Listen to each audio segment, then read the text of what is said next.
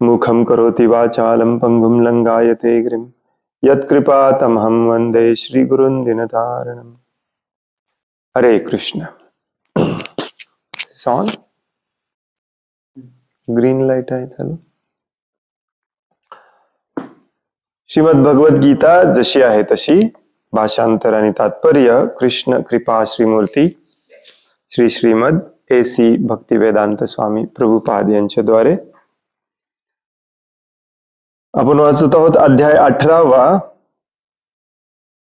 मोक्ष संन्यास योग, गीतेचा निष्कर्ष, त्यागाची पूर्णता। आणि आज आपण वाचणार आहोत श्लोक नंबर 54। ब्रह्मभूत प्रसन्नात्मा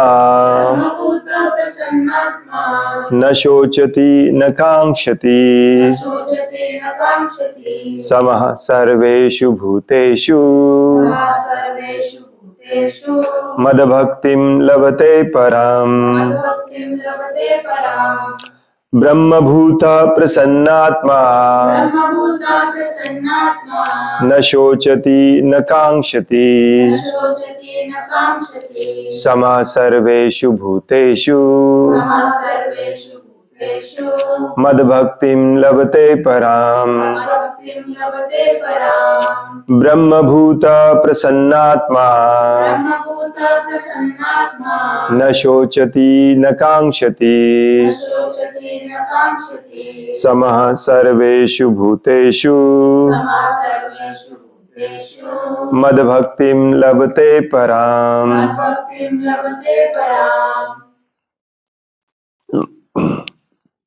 ब्रह्मभूतः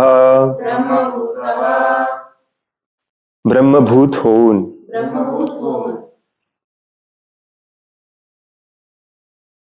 एक मिनिट इंग्लिश मध्ये काय बघतो मी। 54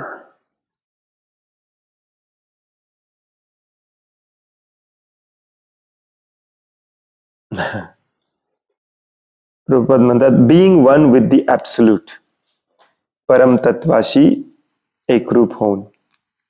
प्रसन्न आत्मा पूर्णतया प्रसन्न झालेला,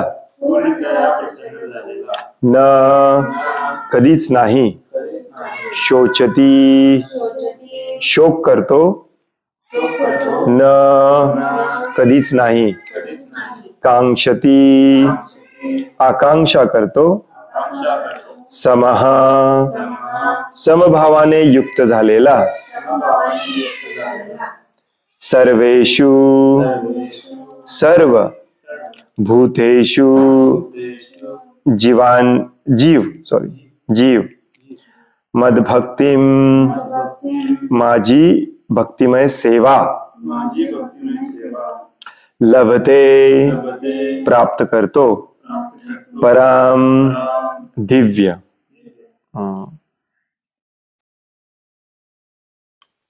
हे भाषांतर वाचूया।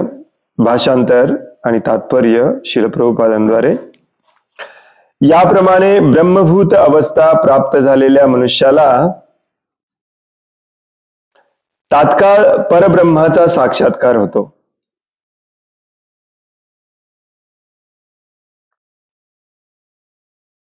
आणि तो पूर्णपणे आनंदी होतो। तो कधीही शोक करीत नाही आणि कशाची आकांक्षाही करीत नाही। तो सर्व प्राणी मात्रांच्या ठिकाणी समभाव ठेवतो। अशा अवस्थेमध्ये त्याला माझ्या विशुद्ध भक्तिमय सेवेची प्राप्ती होते।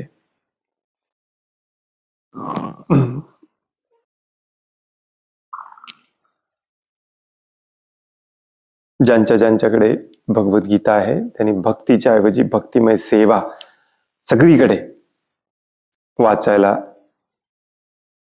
सुरुवात करा। कारण प्रभुपाद सगळीकडे भक्तिमय सेवाच लिहितात।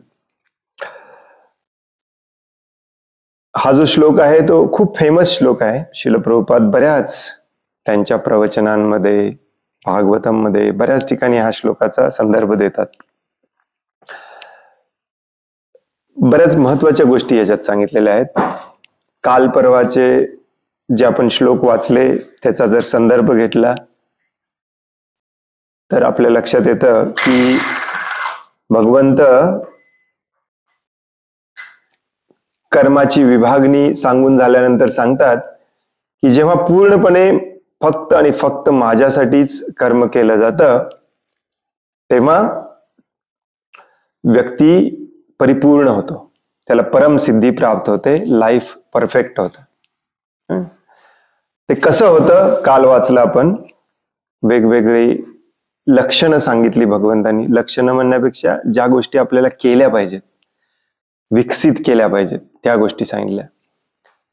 बुद्धी शुद्ध होणे, धृती दृढ निश्चय असणे, इंद्रियांना कंट्रोल करणे, राग द्वेष याच्यापासून मुक्त होणे, आसक्ती,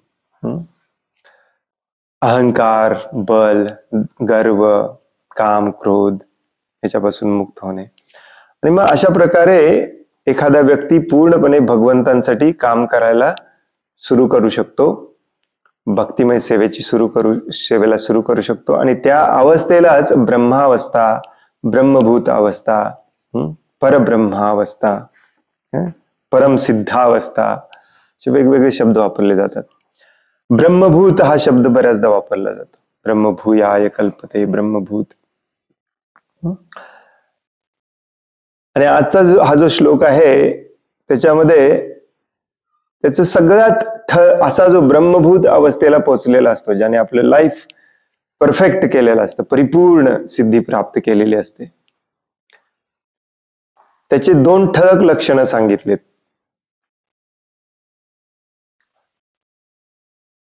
ज्याच्याद्वारे आपण स्वतःची परीक्षा कायम करू शकतो.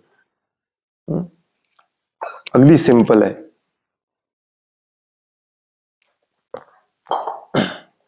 कुठली 2 लक्षणं आहेत ती? न शोचती न कांक्षती. 2च गोष्टी बास आहेत आपल्याला. काल जे सांगितलं कालच्या श्लोकामध्ये ते सगळं ह्याच्यामध्ये येतं.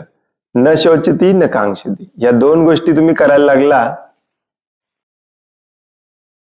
सगळं त्याच्यामध्ये येतं. आणि हेच समजावून घ्यायचं आहे आपल्याला आज. जो शोक करत नाही छोट्या मोठ्या कुठल्याही गोष्टीसाठी, आणि जो कशाची आकांक्षा पण त्याला नाहीये.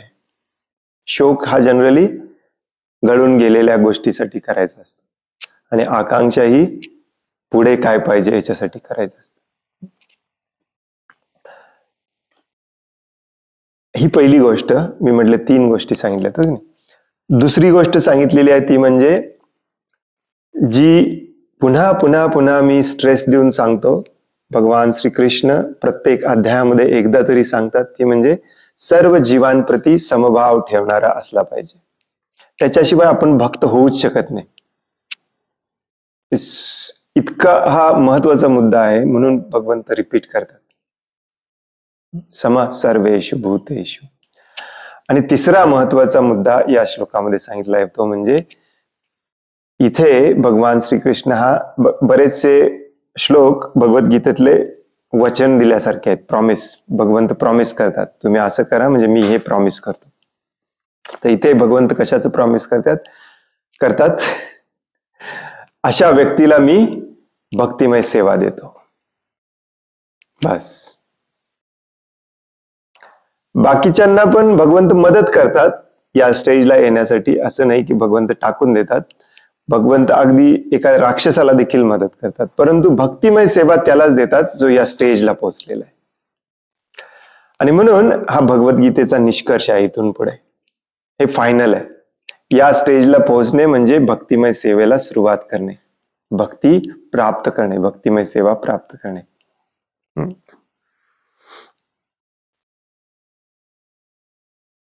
जी कालपासून आपण वाचत आहोत, जी आजच्या श्लोकामध्ये अगदी सिंपल भाषेमध्ये सांगितलेले आपल्याला. जो शोक करत नाही, जो आकांक्षा करत नाही, आणि सर्व जीवांवरती समान प्रेम करतो. ऍक्च्युली सर्व जीवांवरती तोच समान प्रेम करू शकतो जो शोक आणि आकांक्षेच्या मागे नसतो. हे तसं बघायला गेलं तर सगळं शेवटी कॉमन सेन्स मध्येच येतं. तर प्रभुपाद काय म्हणतात हे वाचत वाचत आपण चर्चा करूया. तसं आहे समजायला खूप सोपा श्लोक, परंतु लक्षात ठेवायला खूप महत्वाचं आहे.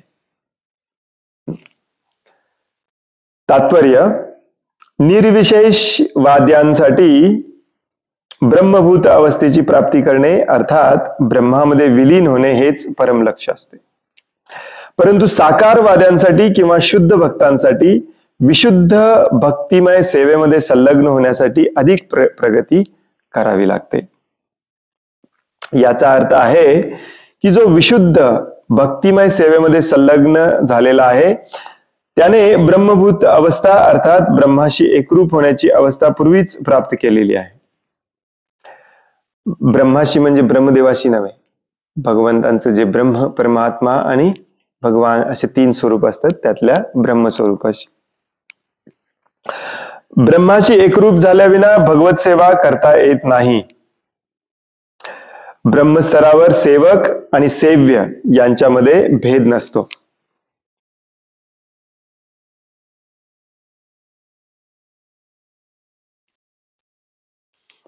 परंतु तरीही उच्चतर आध्यात्मिक दृष्टीने भेद राहतो. हे थोडस समजायला अवघड आहे. हा पॅरेग्राफ इथे संपला आहे, पण काय सांगायचा प्रयत्न करतात प्रभुपाद इथे की या श्लोकामध्ये तसंच कालच्या श्लोकामध्ये जो ब्रह्म हा शब्द वापरलाय, ब्रह्मभूयाय कल्पते, ब्रह्मभूत प्रसन्नात्मा, हे मायावादी, निर्विशेषवादी, निराकारवादी लोक याचा चुकीचा अर्थ काढतात आणि ब्रह्म स्वरूपामध्ये एकरूप होणे हेच जीवनाचं अंतिम ध्येय आहे हे डिक्लेअर करून टाकतात भगवद्गीतेचाच आधार घेऊन. बघा इथे सांगितलंय भगवंतांनी. परंतु याचीच दुसरी लाईन ते विसरतात. कुठली? मदभक्ती लभते पराम, माझी भक्तिमय सेवा त्याला प्राप्त होते. भक्तिमय सेवा करायची असेल तर त्याच्यासाठी निर्विशेष निराकार स्वरूपामध्ये एकरूप होऊन विलीन होऊन चालत नाही. भगवंतांची भक्तिमय सेवा केली पाहिजे. भक्तिमय सेवा म्हणजे तिथे व्यक्ती पाहिजे, व्यक्ती पाहिजे, त्याच्यावरती प्रेम पाहिजे. आणि श्रील प्रभुपाद हे निर्विशेषवाद्यांचा समूळ उच्चाटन करण्याचं श्रील प्रभुपादांचं प्रमुख कर्तव्य होतं. म्हणून त्यांना म्हणतो आपण निर्विशेष शून्यवादी पाश्चात्य देश तारील. तर बऱ्याच ठिकाणी प्रभुपाद हे आपल्याला सांगतात की हे कन्फ्यूज करून घेऊ नका. होपफुली आपल्यापैकी कोणाला हे कन्फ्युजन नाही आहे निराकारवादी निर्विशेषवाद्यांचं. आणि म्हणून थोडंफार श्रील प्रभुपाद असं सांगतात की अशा प्रकारची जे सेवा करायची असेल तर त्या ब्रह्मस्तराला तर पोचावं लागतंच तुम्हाला, कारण ती शुद्धावस्था आहे. ती शुद्धता आपल्यामध्ये आलीच पाहिजे, त्या लेवलला आपण पोचलंच पाहिजे. व्हेरी इम्पॉर्टंट, अत्यंत महत्वाचं आहे. परंतु त्या ब्रह्मवादी किंवा निर्विशेषवाद्यांमध्ये आणि भक्तामध्ये काय फरक असतो, तो त्या स्टेजला पोहोचल्यानंतर तो स्वतःला भगवान समजायला लागतो. अद्वैतवाद, मी आणि भगवान आता एकरूप झालेलं आहे, आपण एकच आहे. परंतु भक्त तसा समजत नाही. त्या दृष्टिकोनातून जरी आपण एक झालेलो असलो तरी आपण भगवंतांपेक्षा सदैव भिन्नच असतो, वेगळेच असतो. त्यालाच प्रभुपाद इथे म्हणतात तरीही उच्च आध्यात्मिक दृष्टीने भेद राहतो. कसा भेद राहतो? ते परब्रह्म आहेत, मी पण ब्रह्म आहे, मी ब्रह्मावस्था प्राप्त केलेली आहे, परंतु भगवान श्रीकृष्ण हे परब्रह्म आहेत. मी आत्मा आहे, ते परमात्मा आहे. आणि ह्या परम या शब्दाचा अर्थ समजल्यानंतर मग आपण भगवान होऊ शकत नाही हे भक्ताच्या लक्षात येतं. आपण त्यांचे सेवक आहोत, त्यांचा अंश आहोत. जसं भगवद्गीतेतच भगवंतांनी सांगितलंय आपण त्यांचे अंश आहोत. आणि म्हणून ते अंश या नात्याने तो भगवंतांची सेवा करणे हे स्वतःचं स्वरूप मान्य करतो. तसं निर्विशेषवादी निराकारवादी मान्य करत नाही. हा फरक आहे. मग आता पुढे प्रभुपाद हा श्लोक समजावून सांगतात. देहात्मबुद्धीने मनुष्य जेव्हा इंद्रिय तृप्ती प्रित्यर्थ कर्म करतो तेव्हा ते कर्म दुःखाला कारण होते. परत एकदा पुन्हा हे रिपीट केलेलं आहे. का? कारण जोपर्यंत आपल्याला ते पूर्णपणे पटवून ते आपण आचरणात आणणार नाही तोपर्यंत आपल्याला हे सांगावं लागणार. देहात्मबुद्धीमुळे मनुष्य जेव्हा इंद्रिय तृप्तीसाठी कर्म करतो, देहात्मबुद्धी म्हणजे काय? देहालाच आत्मा समजणे म्हणजे देहात्मबुद्धी. कंडिशन्ड इंग्लिशमध्ये प्रभुपाद लिहितात, इन कंडिशन्ड म्हणजे conditioned state. What does he write in the beginning of that paragraph?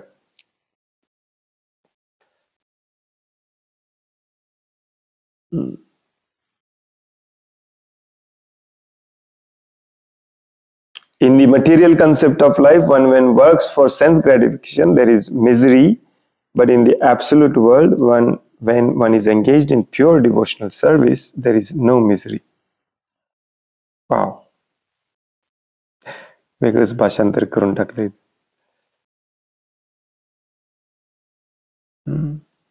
In the absolute conception, there is no difference between the served and the servitor.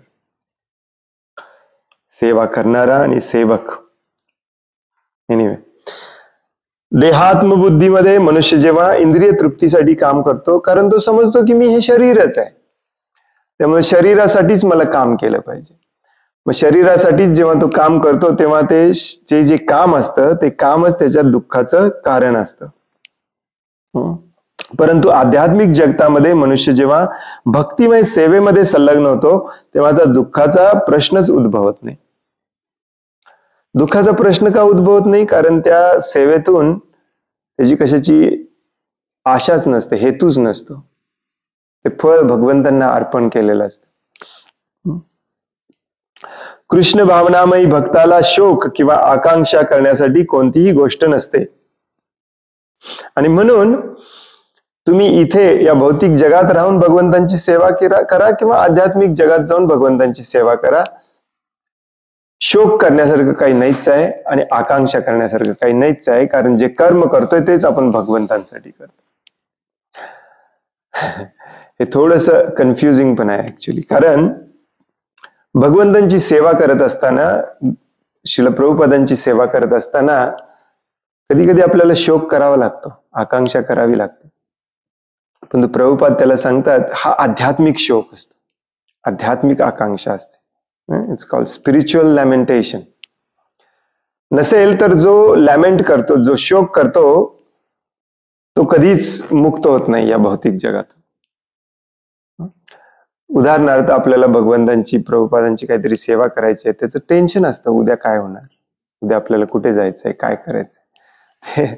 असं नसतं की, परंतु हे शोक जो कृष्ण भावनामय असतो त्याला कुठल्याही प्रकारचा शोक नसतो, कुठल्याही प्रकारची आकांक्षा नसते. हे म्हणजे काय? त्याला स्वतःच्या इंद्रिय तृप्तीसाठी, स्वतःच्या सुखासाठी कुठल्याच गोष्टीचं शोक, चिंता, भय, आकांक्षा नसते. जोपर्यंत आपण ह्या ब्रह्मभूत अवस्थेला येत नाही तोपर्यंत आपण एकतर शोक मध्ये असतो किंवा आकांक्षेमध्ये असतोच असतो, असावंच लागतं. तर भौतिक जीवनच आपण त्याप्रमाणे बनवलेलं आहे ऍक्च्युअली. परमेश्वर परिपूर्ण असल्यामुळे कृष्ण भावनाभवित होऊन परमेश्वराच्या सेवेमध्ये युक्त झालेला जीवही स्वतःमध्ये पूर्ण असतो. तो गढूळ पाणी स्वच्छ झालेल्या एखाद्या नदीप्रमाणे असतो. कृष्ण भक्त कृष्ण चिंतना व्यतिरिक्त इतर काही करीत नसल्यामुळे तो स्वाभाविकच सदैव आनंदी असतो. ब्रह्मभूत प्रसन्न आत्मा.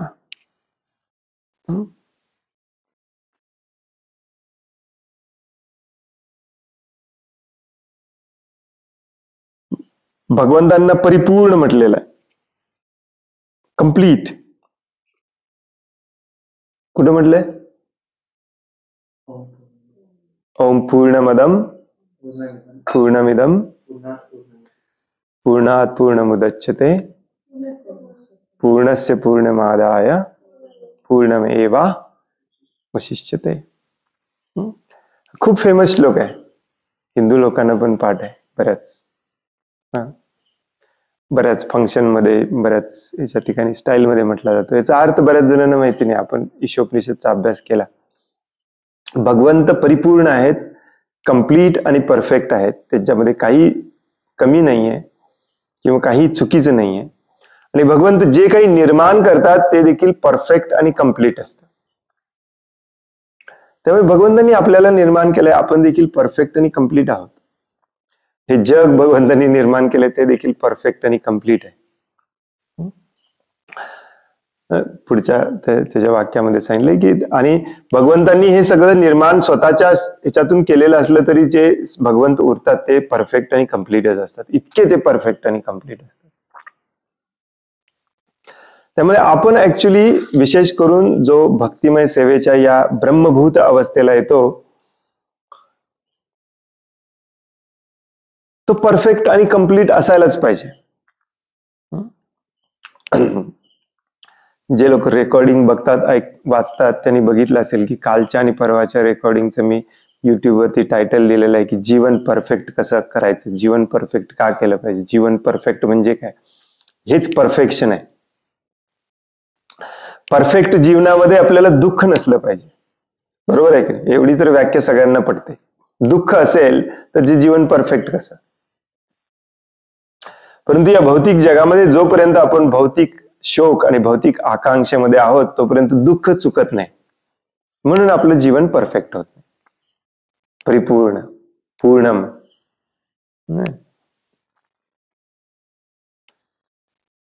तुम्ही टाटा बिर्ला अंबानी यांच्या जरी घरात जन्मला तरी दुःख काही जात नाही.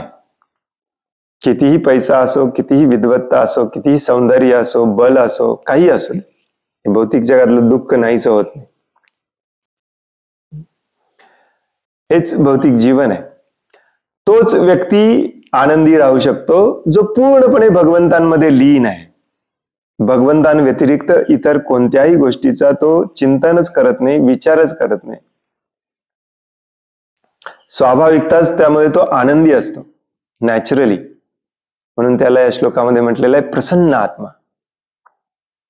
प्रसन्न आत्मा. प्रभुपाद पुढे सांगतात भगवत सेवेमध्ये भक्त हा परिपूर्ण असल्या कारणाने, परिपूर्णचा अर्थ आहे परफेक्ट.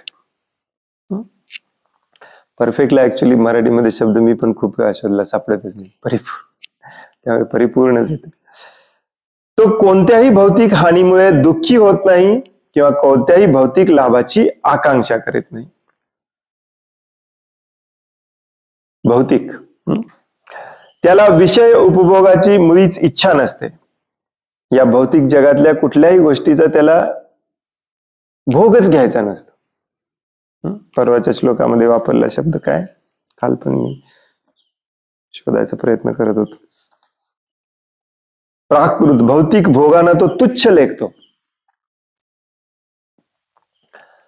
आणि कारण का, कारण भौतिक, या भौतिक जगातली प्रत्येक गोष्ट, मग ती तुम्हाला कितीही आवडत असू दे, ती 100% तुम्हाला एकतर आकांक्षा करायला लावणार किंवा शोक करायला लावणार.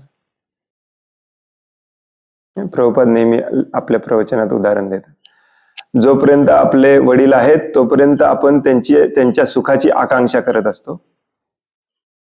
जेव्हा ते जातात तेव्हा शोक करतो, कुठे गेले. हे एक उदाहरण प्रभुपाद उलट सांगतात. म्हणजे जोपर्यंत आहेत तोपर्यंत आपण आकांक्षा करत असतो सुखाची, असं की सुख मिळवायला पाहिजे, तसं सुख मिळवलं पाहिजे, आणि गेल्यानंतर शोक करत नसतो. हे पण एक शोक आणि आकांक्षा आहे. आणि आपल्या स्वतःच्या बाबतीत जर आपण विचार करायचा गेला तर शोक म्हणजे काय, जे जे काही काल घडलं, परवा घडलं, त्याच्याबद्दल विचार करत, चिंता करत बसणे की असं का झालं, व्हायला नको पाहिजे होतं, माझ्या बरोबरच का झालं, केवढं नुकसान झालं, असं करायला पाहिजे होतं, तसं करायला पाहिजे होतं.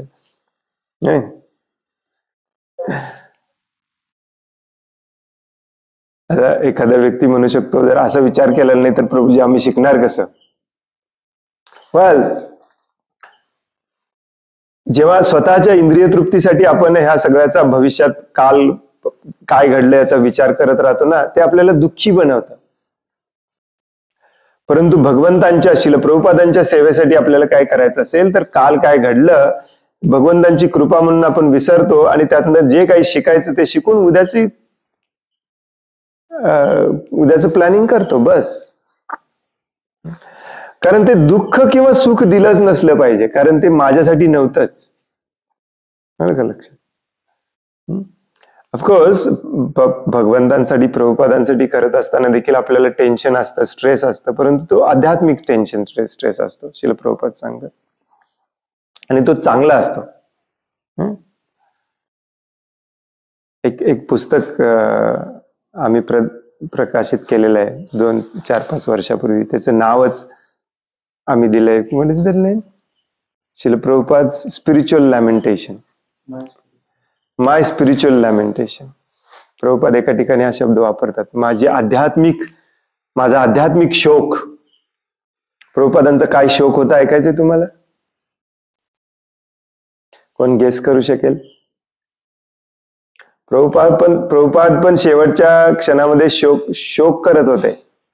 ऍक्च्युली शोक करणे हे भक्ताचं लक्षण नाही आहे, परंतु प्रभुपादांचा शोक हा आध्यात्मिक शोक होता, की माझे अनुयायी ह्या भौतिक जगातून कसे मुक्त होतील, त्यासाठी मी काय केलं पाहिजे. आणि प्रभुपाद शेवटच्या एका प्रवचनामध्ये सांगतात, शेवटी जेव्हा ते शरीर सोडले तेव्हा ते म्हणतात की माझा एकच शोक आहे, तो म्हणजे मी वर्णाश्रमाची स्थापना करू शकलो नाही, ते तुम्ही करा.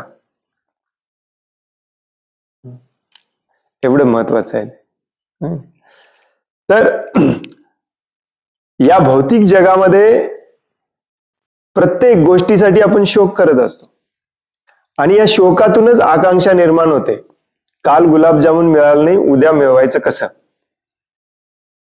ही आकांक्षा. आणि ही आकांक्षा परत आपल्याला स्ट्रेस, टेन्शन द्यायला सुरुवात करते.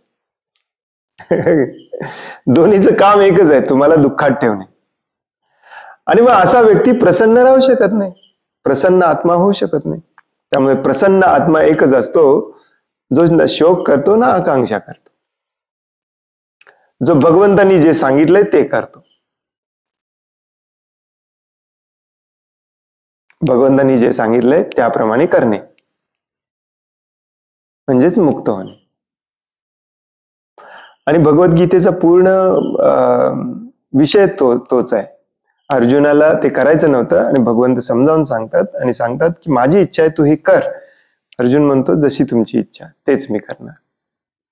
यालाच म्हणतात भगवद्गीता. त्यामुळे अर्जुनाचा शोक निघून गेला, जो पहिल्या अध्यायामध्ये आपण वाचला. तो शोक करत होता की असं कसं काय झालं, मला यांच्याशी युद्ध कसं काय करावं लागतंय, काय परिस्थिती आली माझ्या पुढे. आणि तो आकांक्षा पण दाखवत होता की यांना मारल्यावरती माझं काय होईल भविष्यामध्ये, माझं साम्राज्य दाखवायलाच कुणी राहणार नाही, हे असं साम्राज्य घेऊन मी करू काय. आणि आपल्या रोजच्या जीवनामध्ये पण हाच प्रॉब्लेम आहे.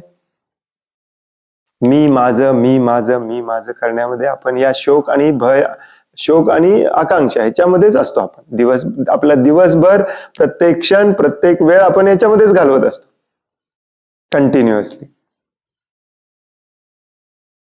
म्हणून आपल्यासाठी भगवद्गीता आहे की आपण देखील या अवस्थेतून बाहेर पडायचं आहे आणि भगवंत जे सांगतात ते करायचं आहे. मग आपण भय आणि शोक आणि आकांक्षातून मुक्त होतो. एवढं सोपं आहे.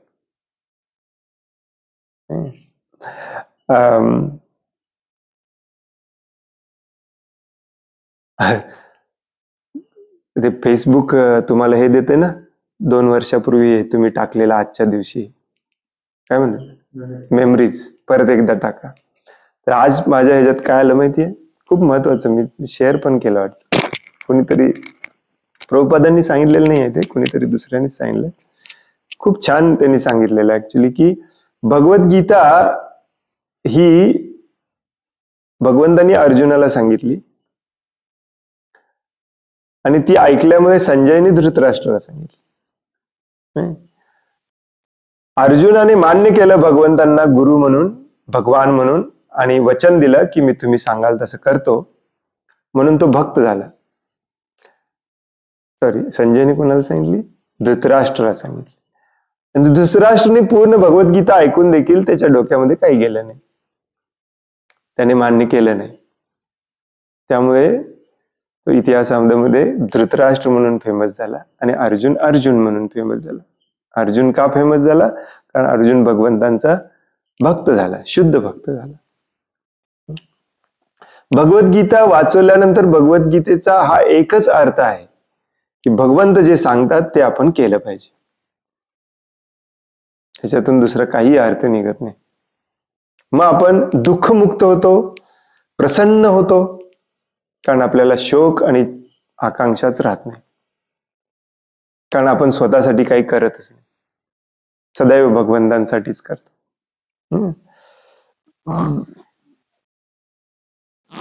त्याला विषय उपभोगाची मुळीच इच्छा नसते, कारण तो जाणतो की प्रत्येक जीव हा भगवंतांचा अंश असल्यामुळे तो भगवंतांचा नित्य दास आहे. या भौतिक जगतामध्ये तो कोणालाही श्रेष्ठ किंवा कनिष्ठ म्हणून पाहत नाही. या उच्च नीच अवस्था बाह्य व क्षणभंगूर आहेत आणि भक्ताला क्षणभंगूर गोष्टींच्या उद्भव विनाशाची मुळीच कर्तव्य नसते. त्याच्या दृष्टीने सोन्यालाही दगडा इतकीच किंमत असते. हीच ब्रह्मभूत अवस्था होय आणि शुद्ध भक्ताला या स्थितीची सहजपणे प्राप्ती होते. पुढचा मुद्दा, सर्व जीवांना तो समान प्रेम करतो. तो उच्च नीच अजिबात काही करत. प्रभुपाद तर त्याच्याही पुढे जाऊन सांगतात की तो फक्त जीवांनाच सगळ्या सेम म्हणून पाहत नाही. का? कारण सगळे जीव भगवंतांचे अंश आहेत. मी भगवंतांचा अंश आहे, तुम्ही भगवंतांचा अंश आहे, मग मी आणि तुम्ही वेगळे कसे झाले?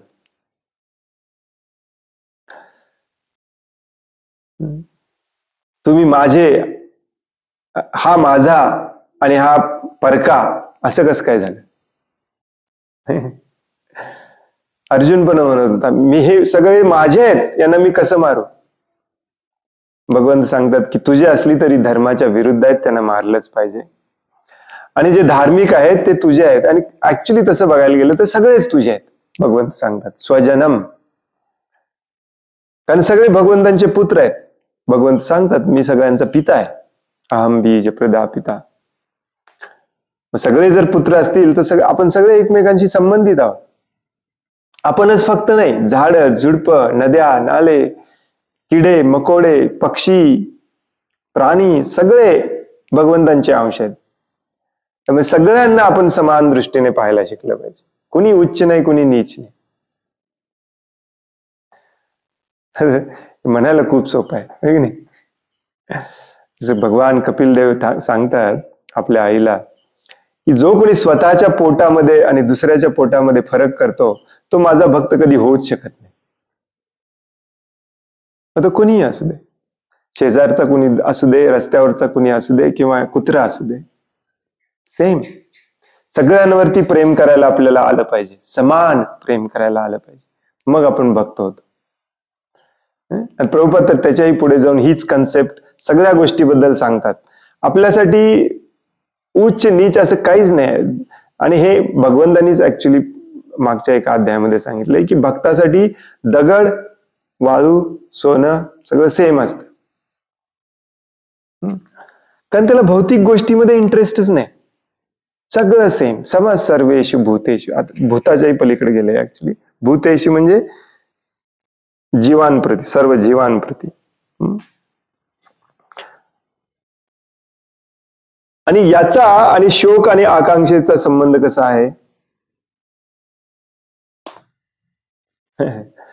हे माझं आणि हे तुझं, किंवा हे माझं आणि हे परक, असे जेव्हा विचार आपल्या मनामध्ये सुरू होतात तेव्हाच आपले शोक आणि आकांक्षा सुरू होते. नसेल तर आपण कशाला शोक आणि आकांक्षा? सगळेच माझे आहेत. नाही? मग ह्याचं हिसकावून मी ह्याला कसं देईन? बरोबर आहे ना? सध्याच्या युगामध्ये आपण काय करतो? दुसऱ्याचं हिसकावून घेतो बस. कोणी मिळालं नाही तर निसर्गाकडून, भूमातेकडून हिसकावून घेतो, अत्याचार करून. ओव्हरऑल जसं बघायला गेलं तर ही प्रेमाची टॉपमोस्ट अवस्था आहे, जिथे प्रत्येक जीवाप्रती आपल्याला प्रेम करता आलं पाहिजे, समान दृष्टीने पाहता आलं पाहिजे. मग आपण भगवंतांचे भक्त होण्याचे चान्सेस आहेत, नाहीतर अजिबात नाही. प्रॅक्टिस प्रॅक्टिस प्रॅक्टिस, याचीच प्रॅक्टिस करायची. हे हृदय अशा प्रकारे शुद्ध करायचीच प्रॅक्टिस करायची. हे माझं तो परका महामाजा करतो म्हणूनच आपण शोकाकुल होतो, कारण माझा गेला. किंवा माझी गेली. कुणी असो, मग नातेवाईक असो, कुटुंबीय असो, किंवा कुत्रा असो, मांजर असो, बैल असो, कुणी असो. किंवा काही काही लोक शोक करतात, माझा घड्याळ गेला. जिथं माझं आलं तिथं शोक आला. तिथे आकांक्षा आली, याच्यासाठी मला कमवून ठेवायचंय, याच्यासाठी मला साठवून ठेवायचंय. आणि मग तिथे दुःख आलं. जिथे शोक आला, जिथे आकांक्षा आली, तिथे दुःख आलं. मग तो व्यक्ती प्रसन्न कधी दिसणार नाही तुम्हाला. आपल्याला व्हिडिओमधून, सिनेमामधून दाखवलं जातं की ज्याच्याकडे भरपूर पैसा आहे, ज्याच्याकडे भरपूर प्रसिद्धी आहे, फेमस आहे, असे लोक प्रसन्न आहेत. परंतु ते फक्त कॅमेरापुरतेच प्रसन्न असतात. सगळे व्यथित असतात या भौतिक जीवनामध्ये. ऍक्च्युली कुणाला व्यथा नाही आहे असं नाही, कुणाला प्रॉब्लेम्स नाही आहे असं नाही. त्यालाच प्रॉब्लेम नसतात जो साधू होतो. साधूला कोणीच स्वतःचं नसतं, कोणीच परकं नसतं. जसं सकाळी आपण चर्चा करत होतो, संन्यास आश्रम घेतल्यावरती त्याचा कशाशीही संबंध राहिला नसला पाहिजे. ज्याने भगवा वस्त्र धारण केलं त्याच्यासाठी घर नाही, दार नाही, आपली माणसं नाहीत, परकी माणसं नाहीत, सगळे समान आहेत.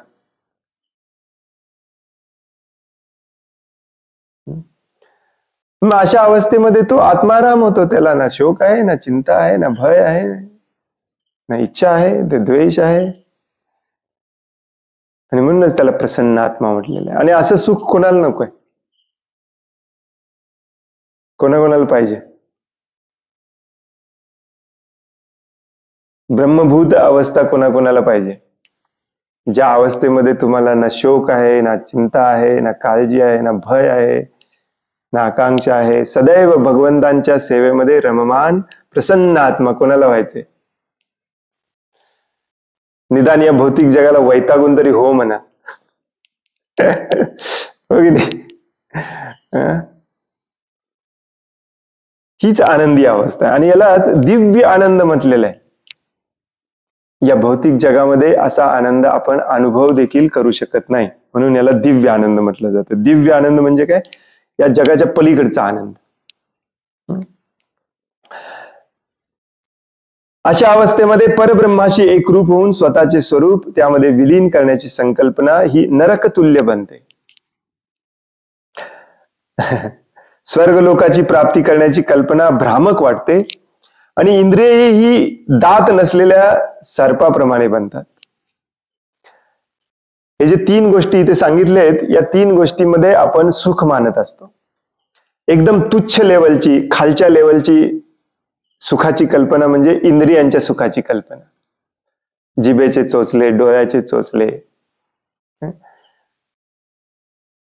याच्या पुढची सुखाची कल्पना असते स्वर्ग लोकामध्ये जन्म घ्यायचा, स्वर्ग सुख अनुभवायचं. त्याच्या पुढची सुखाची कल्पना असते म्हणजे पूर्ण या भौतिक जगातूनच मुक्त होऊन भगवंतांची एकरूप व्हायचं, ब्रह्मामध्ये विलीन व्हायचं. परंतु ही जी सुखाची कल्पना आहे, जिथे भगवंतांची सेवा करायला मिळते आपल्याला, ते सुख या तिन्हीच्याही पलीकडचं असतं. म्हणून इथे भगवंत म्हणतात की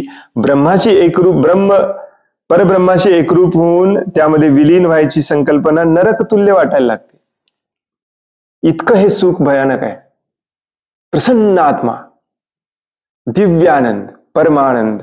प्रभुपाद इंग्लिश मध्ये त्याला ब्लिस म्हणतात. BLISS, bliss. स्वर्गलोकाची प्राप्ती करणे भ्रामक कल्पना वाटायला लागते. या सुखापुढे स्वर्ग काय? आणि इंद्रिय तृप्ती तर दात नसलेल्या सापासारखे वाटायला लागते. काय उपयोगच नाही त्याचा. ज्याप्रमाणे दात नसलेल्या सापापासून भयभीत होण्याचे कारण नसते, त्याचप्रमाणे आपोआपच संयमित झालेल्या इंद्रियांचे मुळीच भय राहत नाही.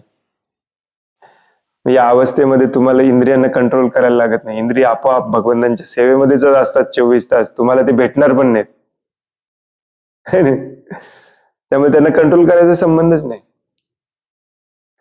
परंतु ते भगवंतांच्या सेवेत नसतील तर ते मात्र सापासारखे असतात.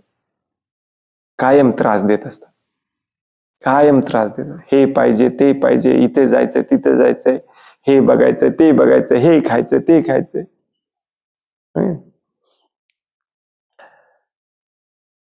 याच्याबद्दल प्रभुपाद, शिला प्रभुपाद ज्यादा काय सांगतात, कारण स्वर्गाची प्राप्ती करणे, परब्रह्माशी एकरूप होण्याचं सुख, हे आपल्यासाठी कलियुगामध्ये आपण याची कल्पना पण करू शकत नाही. आपण सध्या इंद्रिय सुखामध्येच रममान आहोत आणि हे इंद्रिय सुख देखील इतक्या खालच्या पातळीचं घेतोय सध्या आपण, की आपल्याला स्वतःलाच समजल्यानंतर लाज वाटली पाहिजे त्याची. जेव्हा भगवद्गीता समजायला लागते, भागवतम समजायला लागतं, तेव्हा आपल्याला लाज वाटायला लागते की काय करत होतो मी आयुष्यभर, किती वेळ वाया घालवला, युजलेस, होपलेस, होप करत बसलो तुच्छ इंद्रिय तृप्तीसाठी.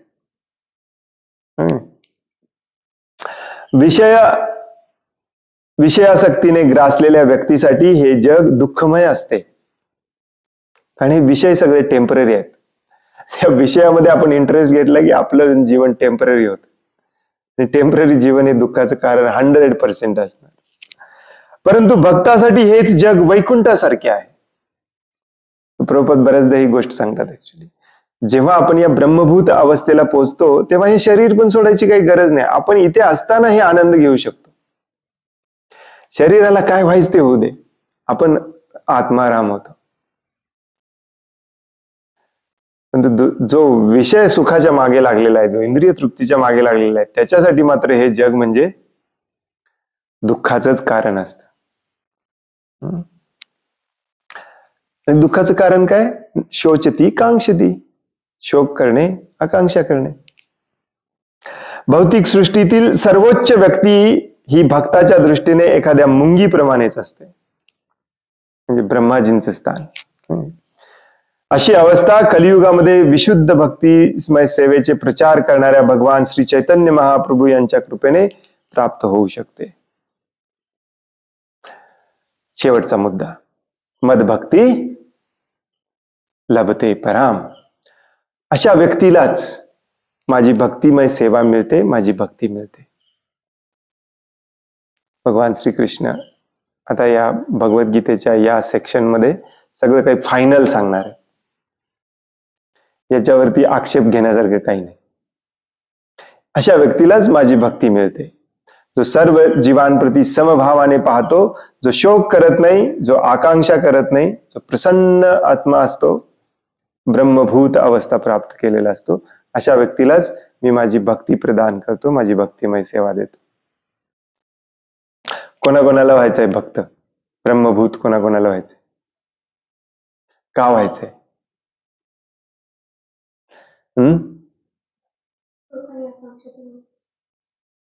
शोक आणि आकांक्षेतून मुक्त होण्यासाठी.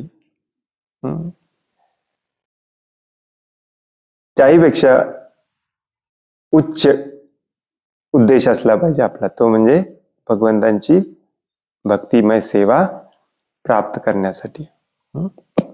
शोक आणि आकांक्षेतून मुक्त होणे, त्यालाच मुक्ती म्हटलं जातं, मोक्ष म्हटलं जातं. तो भक्तीचा साईड इफेक्ट आहे, तो आपल्याला असाच मिळून जातो.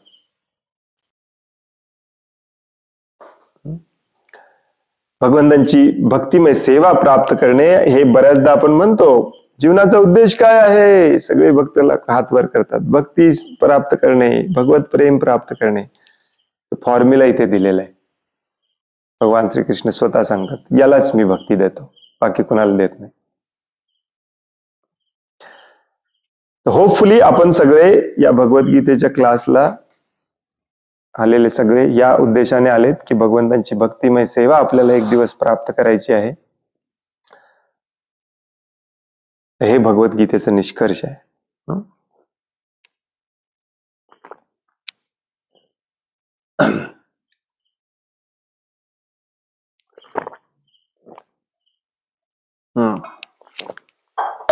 हरे कृष्ण.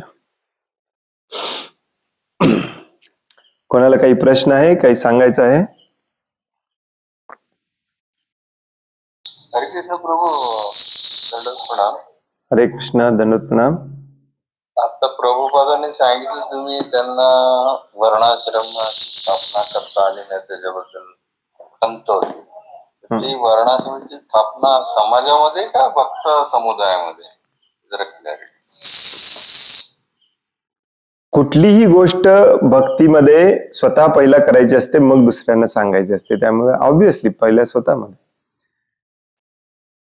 हे जे भगवद्गीतेत सांगितलंय, अभयम सत्व संशुद्धी अमानित्वम अदंबित्वम, हे गर्व अहंकार सत्य अहिंसा, हे सगळं पहिल्यांदा स्वतःमध्ये करायचं, मग दुसऱ्याला सांगायचं. स्वतः आपण भक्त लोक वर्णाश्रमामध्ये नसलो तर समाजाला काय सांगणार आपण, आणि समाजाला शिकवणार तरी कसं वर्णाश्रमामध्ये यायला. त्यामुळे साहजिकच आपल्यामध्ये आणि समाजामध्ये वर्णाश्रमाची स्थापना करणे अशक्य आहे म्हणून सांगितलंय प्रभुपादांनी. वर्णाश्रमाची स्थापना करायला देखील शुद्ध भक्तीच्या एका लेवलला शुद्ध व्हावं लागतं, खरं बोलावं लागतं, सत्य बोलावं लागतं, स्वतः मान्य करायला लागतं की माझ्या गुणाप्रमाणे मी हे काम करू शकतो, मला दुसऱ्याच्या गुणाचं काम करण्यामध्ये इंटरेस्ट नाही, हे मान्य करावं लागतं. त्यासाठी खूप माणसाने खूप शुद्ध असावं लागतं, दुसऱ्या शब्दामध्ये भक्तच असावं लागतं. त्यामुळे प्रामुख्याने आपल्याला हे भक्तांमध्येच करायचंय, समाजामध्ये आपण नाही करू शकत. समाजाला शुद्ध करायलाच कित्येक पिढ्या जातील ऍक्च्युली. भक्तांमध्ये जिथे जिथे आपलं मंदिर आहे, आश्रम आहे, मंदिर आश्रमामध्ये कठीण असतं.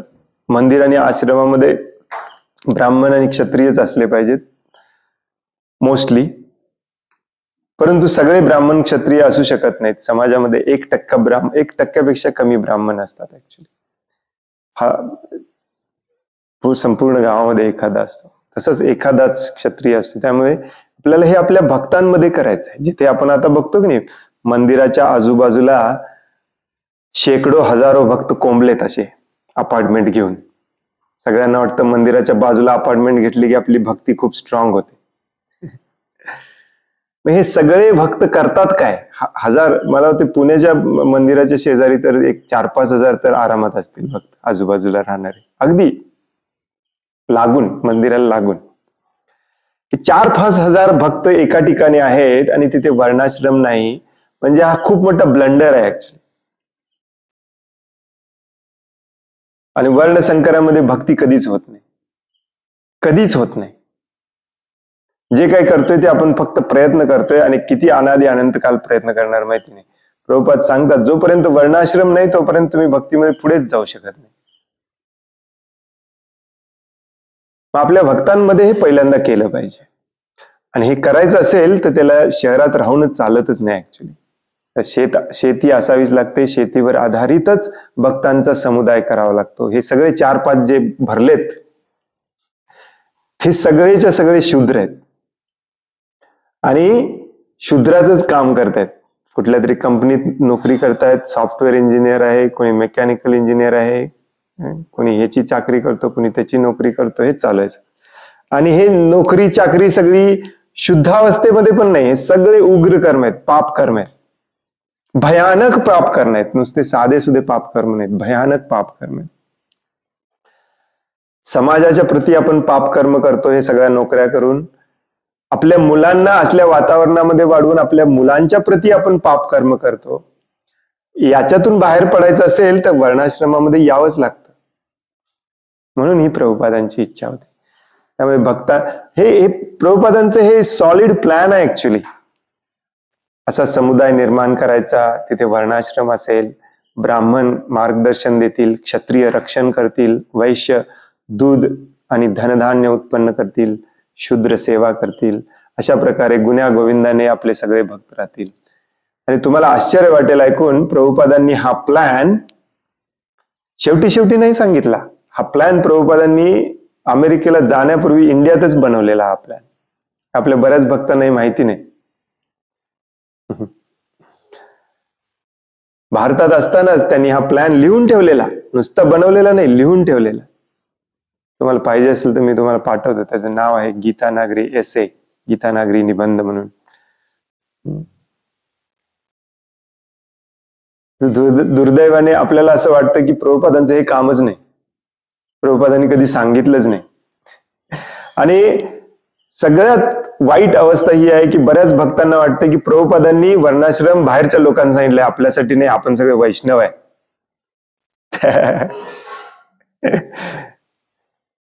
Biggest blunder.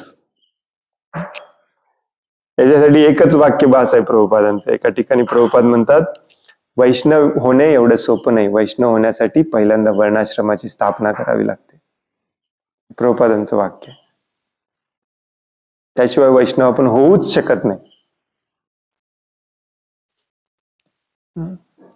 त्यामुळे यस, हे पहिल्यांदा नाही, प्रामुख्याने हे भक्तांमध्येच करायचंय. बाहेरच्या लोकांना पहिल्यांदा भक्तीत आणण्याचा प्रयत्न करायचा आहे. ऍक्च्युली वर्णाश्रम भक्तांसाठीच आहे. हरे कृष्ण. हरे कृष्ण प्रभू, धन्यवाद. हरे कृष्ण प्रभूजी. तुम्हाला हरे कृष्ण. बांगलादेशमध्ये इस्कॉन एक मंदिर पूर्ण जाळून बघत जगन्नाथ महाराजांचे मंदिर. तो प्रभूजी मग मुस्लिम आपण जर म्हणालो की सगळे समभावाने बघा, म्हणजे मुस्लिम असे कहते प्रभूजी ते राक्षस प्रवृत्तीचे, मग त्यांना ईश्वर नाही का ते दंड. मग प्रभूजी दुःख होतं मला कालपासून ते पाहून. तुम्ही काय सांगला प्रभूजी? समान दृष्टीने पाहायचा असतो. याचा अर्थ असा नसतो की समोर वाघ जरी आला तरी त्याला जाऊन मिठी मारायची. समान दृष्टीने पाहणे याचा अर्थ असा नसतो.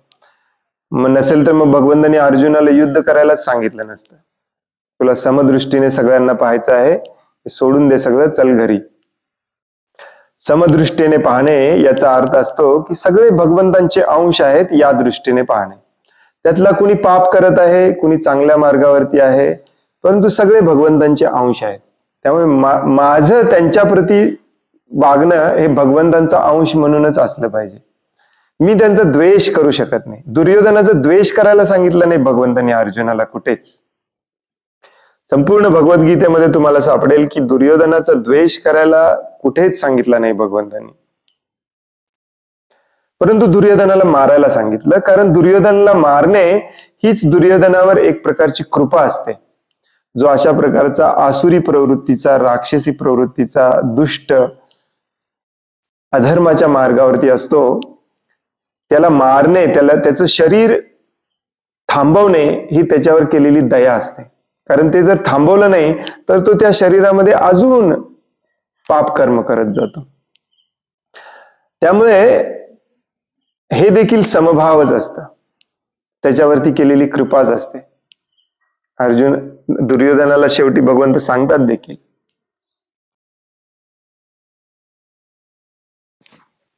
त्यामुळे भगवंतांची सेवा म्हणून कुठलंही कार्य केलं तर त्याच्यामध्ये काही चुकीचं नसतं. आणि म्हणूनच क्षत्रिय पाहिजेत. हे असे जे अटॅक होतात बांगलादेशच्या मंदिरावरती, आता हा दुसरा काय तिसरा अटॅक झाला, अजूनही आपण झोपेत आहे, आपण क्षत्रिय निर्माणच करत नाही. अजूनही आपण झोपेत आहे, आपण म्हणतो की वर्णाश्रम प्रभुपादांनी कधी सांगितलंच नाही. आज 60 वर्ष झाली प्रभुपादांना जाऊन. या 60 वर्षात आपल्याकडे खरे क्षत्रिय असले पाहिजे होते, खरं वर्णाश्रम असायला पाहिजे होतं. पण आपण सगळे बिझी आहोत इन्फोसिस, विप्रो, टाटा, TCS, मोठ्या मोठ्या कंपनीमध्ये पैसे कमवण्यामध्ये. आपल्याला नाही प्रभुपादांची सेवा करायची आहे, नाही भगवान श्रीकृष्णांची सेवा करायची आहे. आपल्याला फक्त धोती नेसून तिलक लावून फक्त हरी हरी बोल म्हणून स्वतःसाठीच काहीतरी भगवंताकडून मागायचंय. दीक्षा झालेल्यानी तरी सगळी नोकरी बिकरी सगळी सोडलं पाहिजे. ऍक्च्युली दीक्षा घेतला कशाला तुम्ही? दीक्षा घेतला हे वचन द्यायला की मी आजपासून भगवंतांची, प्रभुपादांची सेवा करायला तयार आहे. असे कोणीच पुढे येत नाहीत. मग म्हणून हे हाल होतात. मुस्लिमांना दोष देण्याचा काहीच अर्थ नाही. मुस्लिम काय, उद्या दुसरा कोणी येऊन पाडेल. आज मुस्लिमांनी केलंय, उद्या दुसऱ्यांनी करेल. पाप हे पापच असतं शेवटी.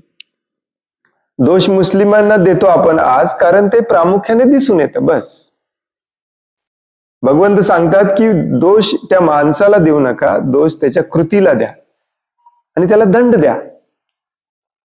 आणि भगवंत देणार दंड. भगवंत का नाही देणार? या भौतिक जगामध्ये सगळेच, विशेष करून कलियुगामध्ये सगळेच पापी आहेत.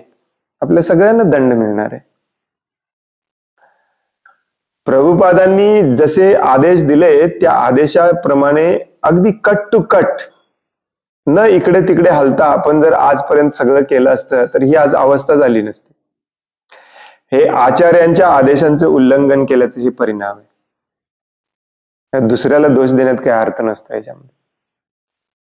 रक्षण तुम्ही स्वतः करायचं असतं. स्वतःवरती कुणी अटॅक केला तर त्याला दुसऱ्याला दोष कधीच देऊन काहीच उपयोगाच नसतं ऍक्च्युली. मग तो मुस्लिम असो कुणीही असो. तर बांगलादेश मधल्या मुस्लिमांनी तसं केलं म्हणून आता आपण इकडच्या मुस्लिमांचा द्वेष करणार. परंतु प्रभुपादांनी सांगितले ते करा ना, त्यापेक्षा मग अजून 4 वर्षांनी अटॅक होणार असेल तो वाचेल, परंतु ते नाही आपल्याला करायचं. अशी अवस्था आहे आपली ऍक्च्युली. धर्मराज बैलावरती जेव्हा कली अटॅक करत असतो त्याचा एक पाय कापून टाकतो, तेव्हा परीक्षित महाराज जाऊन तिथे विचारतात की कोण केलं हे, कुणामुळे तुला एवढं दुःख होत आहे. धर्मराज बैल म्हणतो कुणामुळे, दुःख कुणामुळे होतं, दुःख कुणामुळेच होत नसतं. दुःख हे स्वतःच्या कर्मानेच होत असतं. दुसऱ्याकडे बोट दाखवून आपल्या प्रॉब्लेम करता दुसऱ्याकडे बोट दाखवून त्या प्रॉब्लेमचं समाधान करण्यामध्ये काहीही अर्थ नसतो. त्यातून आपण काहीही शिकत नाही. 2 वर्षापूर्वी हे झालेलं, तेव्हाच आपण जर सिरियसली एकत्र येऊन म्हटलं असतं प्रभुपादांनी सांगितलंय वर्णाश्रमाची स्थापना करायला, तर आता परत हे झालं नसतं. आता याच्यातून काहीतरी शिकून आपण परत करणार का, वर्णाश्रमाकडे वळणार का? नाही, कारण आपल्याला इंटरेस्टच नाही त्याच्यामध्ये. आपल्याला फक्त पैसे गोळा करायचे, डोनेशन गोळा करायचे, मंदिर चालवायचे. मंदिर पण एखाद्या हिंदू मंदिरासारखं चालवायचं. ही आपली अवस्था आहे सध्या. हो की नाही? कुणी एखादा व्यक्ती तुमच्यावरती अटॅक करायला आला, किती दिवस तुम्ही त्याला दोष देणार आहे? आज द्याल, उद्या द्याल. चाणक्य पंडित म्हणतात पहिला अटॅक जेव्हा होतो तेव्हा तो समोरच्याचा दोष असतो, दुसरा अटॅक जेव्हा होतो तेव्हा तो तुमचा दोष असतो. तुम्ही काही तयारीच केली नाही त्या अटॅकसाठी. भगवद्गीता वाचणारे आपण लोक, आपण ही तयारी करत नाही. मग आपण आपल्याला भगवद्गीता कुठे समजली? भगवद्गीताच समजली नाही. कसलं भगवद्गीता वाचतो आपण? आणि भगवंत कुणाला सोडतात असं नाही, भगवंत सगळ्यांना दंड देतात. तुम्ही त्याची काळजीच करू नका. तुम्ही एक वेळ राज्याच्या देशाच्या कायद्यातून सुटाल, भगवंतांच्या कायद्यातून कोणीही सुटत नाही. तुम्हाला सांगूनच द्यायला पाहिजे असं काही नाही, भगवंत द्यायचं त्यावेळेस देतात. या जगामध्ये आपण मोजू शकत नाही एवढे जीव आहेत, प्रत्येकाचं कर्म आहे, प्रत्येकाचं कर्मफळ आहे. हे चक्र चालू असतं, अगदी परफेक्टली चालू असतं. आपण निर्माण केलेला सुपर कॉम्प्युटर चुकेल, परंतु भगवंतांची ही रचना चुकत नाही कधीच. भगवंतांची ही व्यवस्था कधीच चुकत नाही. आपल्याला वाटतं तेच असं.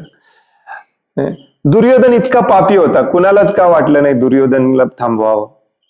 शेवटी भगवंत आले, त्यांनी समजावून सांगितलं अर्जुनाला की याला थांबवलंच पाहिजे. तशीच अवस्था आहे. प्रभुपादांनी इतक्या कळकळीने आपल्याला सांगितलंय, परंतु आपल्याला करायचं नाही. मग दोष त्यांना देऊन काय उपयोगाचं? आणि असं नाही आहे की पहिल्यांदा झालंय तरी पण आपण त्यांना दोष देऊन काय उपयोग? आता तर पूर्णपणे हा आपलाच दोष आहे. 100% हा आपला दोष आहे. मागच्या 2 वर्षापूर्वीच झालेलं आहे, हो की नाही? तेव्हा आपण शिकायला पाहिजे होतं. आपण क्षत्रिय रिक्रूट करायला पाहिजे होते, क्षत्रियाचे ट्रेनिंग द्यायला पाहिजे होते, बंदुका ठेवायला पाहिजे होत्या, गव्हर्नमेंट कडून त्याचं लायसन्स काढायला पाहिजे होतं. सगळ्या गोष्टी करायला पाहिजे होत्या. आपण केले का? नाही. आपण कशात बिझी आहे? डोनेशन गोळा करण्यामध्ये. आपला प्रॉब्लेम आहे. किती दिवस दुसऱ्याला दोष देणार? हे प्रभुपादांनी सांगितलंय. ऍक्च्युली प्रभुपादांनी सांगितलंय कलियुगामध्ये ही अवस्था येणार आहे. जो शुद्ध भक्त आहे त्यांनी वर्णाश्रमामध्ये आलंच पाहिजे, बंदुका ठेवल्या पाहिजेत, तलवारी ठेवल्या पाहिजेत, सगळं ठेवलं पाहिजे. शेतावरती तर 100% ठेवलं पाहिजे, कारण थोड्या दिवसांनी खायलाच मिळणार नाही. त्यामुळे खायला लोक तुमच्यावरती अटॅक करायला येणार आहेत शेतावर. काय माहिती आपले भक्तच येतील अटॅक करायला, कारण त्यांना पण खायला मिळणार नाही. प्रभुपाद सांगतात अशा वेळी तुम्ही हत्यार घेऊन झोपलं पाहिजे. प्रभुपाद सांगतात ब्राह्मण देखील, पूर्वीच्या काळामध्ये ब्राह्मण देखील झोपताना डोक्याला बांबूची काठी ठेवून झोपत होता, आणि तो ट्रेनिंग घ्यायचा काठी चालवायची कशी. हे आपल्या लहान मुलांना आपण हे शिकवलं पाहिजे, त्याचं ट्रेनिंग दिलं पाहिजे. हे आपण करत नाही, यालाच वर्णाश्रम म्हणतात. आणि हेच प्रभुपादांचा शोक आहे, आणि हेच आपल्या अंगलट येते आज, हे आपल्या लक्षात येत नाही. प्रभुपादांच्या इतके परफेक्ट आचार्य कोणी नाहीत ऍक्च्युली या भौतिक या कलियुगासाठी. तरी त्यांनी जसं सांगितलंय तसं आपण डोळे झाकून जरी केलं तरी आपलं रक्षण होतं, आपलं सगळं व्यवस्थित होतं, आपण शुद्ध भक्त होतो. पण आपल्याला करायचंच नाही, कारण आपला अहंकार एवढा मोठा आहे. सगळे जवळजवळ सगळे प्रभुपादांच्या पेक्षा मोठे झालेत आता, कारण तो जय जयकार, प्रभुपादांचा जय जयकार पाहिजे आम्हाला, परंतु प्रभुपादांचे आदेश मान्य करायचे नाही, उपदेश मान्य करायचे नाही. ही अवस्था आहे. हे परफेक्ट उदाहरण आहे प्रभुपादांच्या आदेशाचं पालन न केल्याचं. कोणाला काही म्हणू दे, माझ्या मते तरी याचं 100% दोष याचा आपण आपल्यालाच दिला पाहिजे, मुस्लिमांना देऊन काही अर्थ नाही. उद्या रशियामध्ये अटॅक होईल, तुम्ही काय मग रशियन लोकांना दोष देणार? युरोपमध्ये अटॅक होईल. ऍक्च्युली अमेरिकेत बऱ्याचदा असा अटॅक झालेला आहे.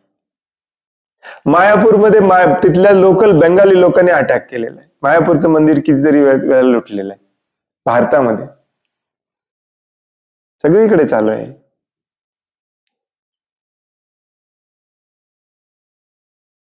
तुमच्या घरामध्ये येऊन दार फोडून कुणी काहीतरी चोरी करून जातो, मग तुम्ही काय करता? जो त्या चोराला नाव ठेवत बसतो तो मूर्ख व्यक्ती असतो. जो उठतो, नवीन दरवाजा बसवतो, नवीन कुलूप बसवतो, हातात एक काठी घेऊन त्याच्यावर रोज रात्री झोपतो, तो खरा बुद्धिमान, हो की नाही? आणि भगवद्गीता हेच शिक्षण देते आपल्याला. भगवद्गीतेचा अर्थ असा नाही आहे की सगळ्या जीवांना समान बघा, म्हणजे तुम्ही सगळ्यांना हरे कृष्ण म्हणून मार बाबा, ये मला मार म्हणा. भगवद्गीता ज्याने वाचली नाही तो पण सांगेल तुम्हाला की भगवंतांनी अर्जुनाला युद्ध कर म्हणून भगवद्गीता सांगितली, युद्ध करू नको म्हणून नाही. त्याच्या मागचं कारण समजून घेण्यासाठी भगवद्गीता आहे. की भगवंतांची सेवा म्हणून कुठलीही गोष्ट करतो त्याच्यामध्ये उच्च नीच समभाव आहे की नाही ह्याचा प्रश्नच येत नाही. भगवंतांची सेवा असते. मंदिराचं रक्षण आपण करणार नाही तर मग कोण करणार? बरोबर आहे की? आता शहरातल्या मंदिराकडे भरपूर पैसा आहे म्हणून ते वेगवेगळ्या सिक्युरिटी कंपनीला हायर करतात, आणि या गेटवर एक सिक्युरिटीवाला, त्या गेटवर एक सिक्युरिटीवाला, हजारो रुपये पगार देऊन ठेवतात. तर तुम्ही शेतावरती कुणाला ठेवणार आहे? कुठली सिक्युरिटी कंपनी येणार शेतावरती? शेताला गेटच नाही. हे आपल्यालाच करायचं आहे. आपल्यालाच लोकांना क्षत्रियाचं ट्रेनिंग द्यायचं आहे, ब्राह्मणाचं ट्रेनिंग द्यायचं आहे, वैश्याचं ट्रेनिंग द्यायचं आहे. उद्या खायला मिळणार नाही, कुणाला दोष देणार आपण? मुस्लिमांना दोष देणार का? होय नाही? आणखीन 5-10 वर्षात बघा तुम्ही, खायला मिळणार नाही. आता युट्यूबमध्ये ऑलरेडी व्हिडिओज यायला लागले त्याच्या बाबतीत. 2025, 2030, दॅट्स इट. भयानक अवस्था होणार आहे आपली. कोणाला दोष देणार? अमेरिकन लोकांना, रशियन लोकांना, मुस्लिमांना? तुम्हाला हे सगळं ज्ञान प्रभुपादांनी 60 वर्षापूर्वी दिलंय. इतके दिवस करताय काय तुम्ही? काय केले 60 वर्ष? याचा विचार केला पाहिजे आपण. Very important. हे व्यवस्थित समजावून घ्या.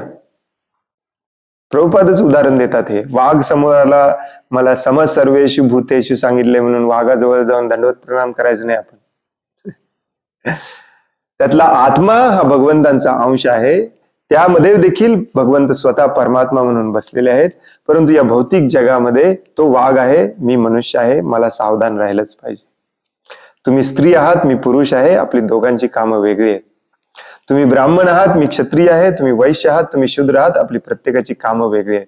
कामं वेगळी असली म्हणून आपण उच्च नीच होत नाही, आपण सगळे समानच आहोत, आपण भगवंतांचे अंश आहोत.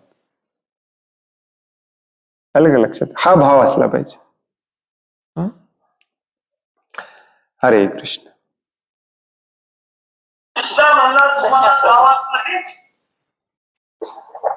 हरे कृष्ण प्रभुजी, दंडवत प्रणाम. हरे कृष्ण, दंडवत प्रणाम. हरे कृष्ण प्रभुजी. हरे कृष्ण. प्रभुजी तुम्ही आता जे म्हणलात की 5-10 वर्षानंतर त्याला खायला मिळणार नाही, तर याच्यामागचं कारण काय असणार आहे? म्हणजे की पाऊस पडणार नाही म्हणून, की लोक आळशी बनत चालल्यात, किंवा त्यांना शेतीच करायची नाही म्हणून? तर ते जरा थोडं समजेल का आपल्याला? हरे कृष्ण. ऍक्च्युली याचं कारण आहे आपली आसुरी प्रवृत्ती वाढत चाललेली आहे, आणि ही आसुरी प्रवृत्ती सगळ्या क्षेत्रामध्ये वाढत चाललेली आहे. अंधाधुंदपणे आपण शहरीकरण करतोय, कॉन्क्रिटीकरण करतोय, निसर्गाशी खेळतोय, भूमातेवरती भयानक अवस्थेमध्ये अत्याचार करतोय. बरेच लोक शेतीकडे वळणार, कारण खायला काही मिळणार नाही. बरेच लोक शेतीकडे वळणार, परंतु शेती तुम्हाला देणार नाही. कारण भूमाता म्हणते भागवतामध्ये की जेव्हा या पृथ्वी तलावरती पाप आणि अत्याचार वाढतो, तेव्हा मी सगळं माझ्या पोटात असं काय म्हणतात त्याला, आकसून ठेवतो, मी काही देतच नाही. तसंच होतं ऍक्च्युली सध्या.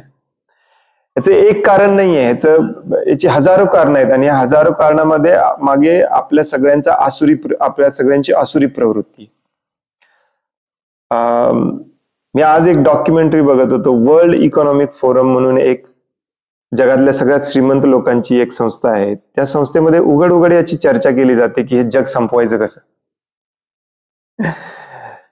लोकांना मारायचं कसं, सगळं कंट्रोलमध्ये ठेवायचं कसं. हे भयानक लेवलला ऍक्च्युली आसुरी प्रवृत्ती आहे.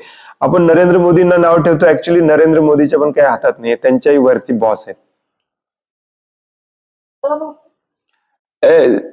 आणि ही आसुरी प्रवृत्ती जसजशी वाढत जाईल तसं त्याचा पहिला परिणाम होणार तो म्हणजे क्लायमेट चेंज, ज्याला आपण आज म्हणतो.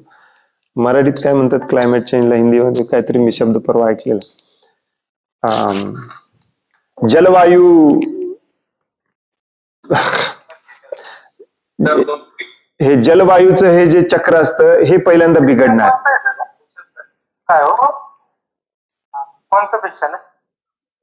जलवायू चक्र आहे हे बिघडणार आहे. आणि हे जलवायू चक्र का बिघडणार, जसं आता ऑलरेडी आपण बघायला लागलोय, इथे अतिवृष्टी होणार, इथे अनावृष्टी होणार, भयानक स्वरूपाचे पूर येणार, भयानक स्वरूपाचे पाऊस पडणार, परंतु सगळा पाऊस 4च दिवसात पडून जाणार.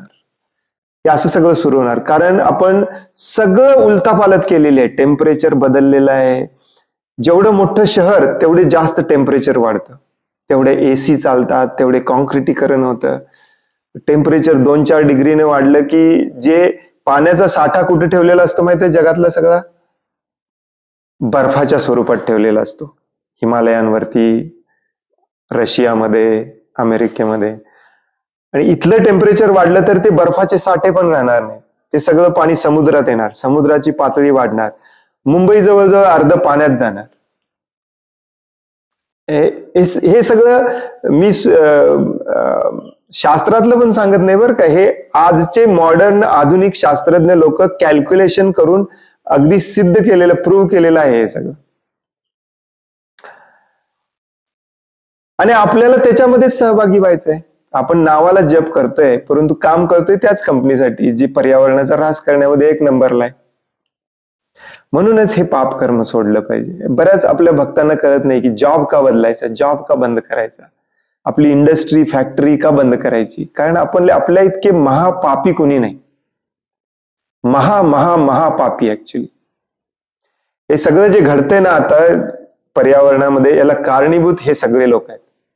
मोठे मोठे उद्योगपती, मोठे मोठे राजकारणी लोक. आणि मजेची गोष्ट बघा, यांच्यावरती लवकर परिणाम होणार नाही, परिणाम सगळ्यांच्यावरच होणार. तर पहिला परिणाम होणार हे आपल्यावरती, मध्यमवर्गीयांवरती. होरपळून मरणार, भुकेने मरणार. हे मोठे लोक आपापल्या एसी मध्ये आपापलं अन्नधान्य साठवून ठेवणार, परंतु एक दिवस त्यांना पण हे येऊन गाठणार आहे, कारण पृथ्वीची सगळ्याच बाजूने आपण वाट लावायला लागले. लक्षात येते का? आणि याचं पहिलं लक्षण दिसतं ते म्हणजे पाण्यामध्ये. पाणी अशुद्ध मिळायला लागतं. आज तुम्ही कुठलंही पाणी टेस्ट करून दाखवायचं, तुम्हाला ते शुद्ध सापडत नाही. कुठल्याही नदीला जावा, कुठल्याही विहिरीला जावा, कुठल्याही बोरवेलचं पाणी घ्या आणि लॅबमध्ये जाऊन टेस्ट करायचं, त्याच्यामध्ये भयानक केमिकल्स आहेत. दुसरी अवस्था असते ती म्हणजे पाणी मिळायचं बंद होतं काही ठिकाणी अति पाणी होतं, जे आता आपण बघायला लागलोय. आणि तिसरा अटॅक होतो तो म्हणजे आपल्या फूडवरती, आपल्या खाण्यापिण्यावरती. आणि शास्त्रज्ञांचं म्हणणं आहे की ते लवकरच होणार आहे. पूर्वी शास्त्रज्ञ म्हणायचे 50-60 वर्ष 100 वर्ष लागेल, आता म्हणतात की 5-10 वर्ष 15 वर्षामध्येच होणार आहे. कारण त्या स्पीडने चाललोयच आपण. एक कॉमन सेन्स आहे, समजावून घ्यायला पण काय खूप विशेष ज्ञान लागत नाही ऍक्च्युली. त्या दिवशी आपण चर्चा करतो तो आठवतंय का तुम्हाला? तो मुलगा आपल्याला ज्याने कार दिली तो म्हणाला की महिन्याला 30 गाड्या मी एकटा खपवतो. तसे तिथे 10 जण होते. ती एक कंपनी 300 कार खपवते. तशीच त्यांची ब्रँच आहे हिंजेवाडीला, तसेच कार्स 24 आहे, तसेच हजारो अजून डीलर्स आहेत. पुण्यामध्ये जवळजवळ मला वाटतं एक 8-10 हजार डीलर असतील असे नवे जुने कार विकणारे. कालच मी एका ठिकाणी माझी जुनी कार विकून आलो. त्याच्याकडे फ्रेम लावलेला Pune used car dealers association म्हणून, तो देखील त्या ग्रुपचा मेंबर आहे. या सगळ्यांना रोज 10-15 कार विकायचे आहेत. जागा कुठून आणायची भारतामध्ये? जुन्या झालेल्या गाड्या टाकायच्या कुठं? त्याच्यासाठी एवढे कॉन्क्रीटचे रस्ते बांधायचे, मग ते टेम्परेचर वाढायचं. कॉन्क्रीटचं मेन काम असतं उष्णता स्टोअर करून ठेवणे.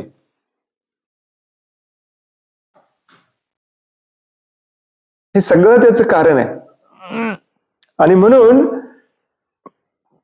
हे ऑलरेडी प्रभुपादांनी 60 वर्षापूर्वी भागवतामध्ये लिहिलं. आणि एवढं लिहून ठेवलेलं असून आपण प्रभुपादांचे अनुयायी याच्यातून बोध घेत नाही, म्हणजे आपल्या इतका मूर्ख व्यक्ती कोण असेल विचार करा. युट्यूब, आता मी मजेची गोष्ट सांगतो. तुम्ही म्हणाल की प्रभूजी तुम्हाला एवढं कुठून कळालं? युट्यूब वरून कळालं, फेसबुक वरून कळालं. हे तुम्हाला पण कळू शकतंय जेव्हा तुम्ही, म्हणजे तुम्हाला नाही, मी बहुवचनी बोलते. लोकांना हे कळत नाही. दिवसभर लोक युट्यूब वरतीच असतात तरीही कळत नाही. का?